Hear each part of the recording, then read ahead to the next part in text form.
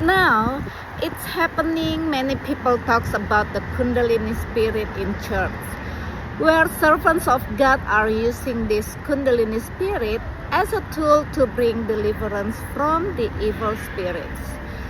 So, deliverance is not like Kundalini spirit, which is confusing your body. I want to share my experiences when God gave me deliverance from evil spirits. First, with fasting. Fasting is to lose the banks of wickedness. Second, when you enter into praise and worship, the presence of God upon you, then demon is going to flee from you, because demon cannot stand the presence of God.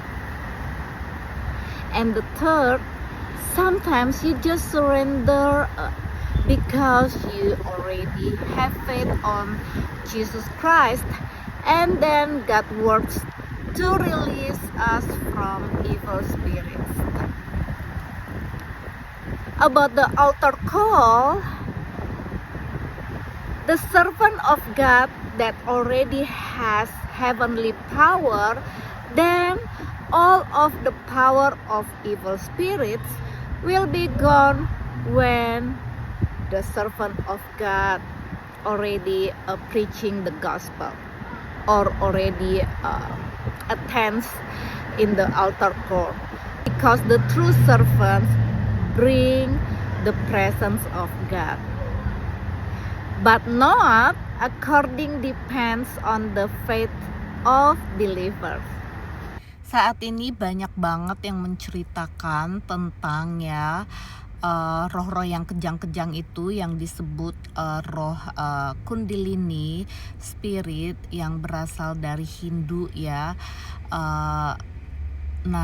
Ini tuh lagi hits di gereja, digunakan oleh para nabi-nabi palsu, para rasul palsu ya, dan fenomena roh Kundalini spirit ini ya menyebabkan tubuh mengalami kejang-kejang saat pelepasan. Saya ingin membagikan pengalaman saya pada saat saya dilepaskan oleh kuasa kegelapan dari Tuhan Yesus. Nah, yang pertama melalui puasa berfungsi untuk melepaskan ikatan-ikatan kejahatan. Kedua, saat kita masuk dalam pujian penyembahan, ini sangat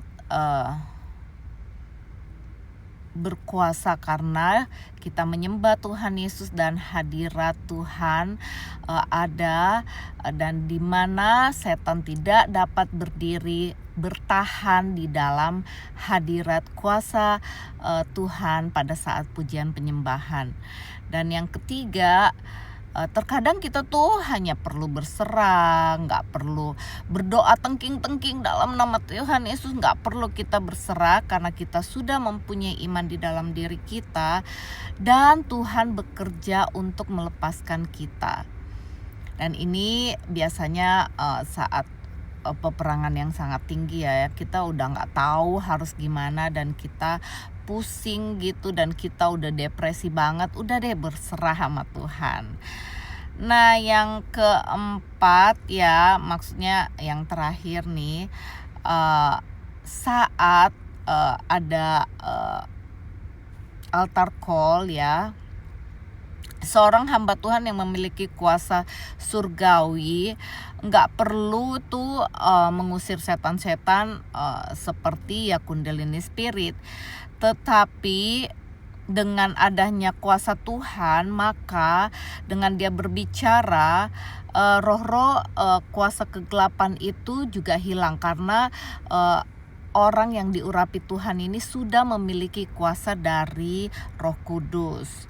Nah, tapi ingat ya, orang yang disembuhkan ini tergantung dari iman seseorang itu, maka orang itu akan dapat disembuhkan atau tidak dari kuasa kegelapan atau penyakit yang ada di dalam tubuh mereka.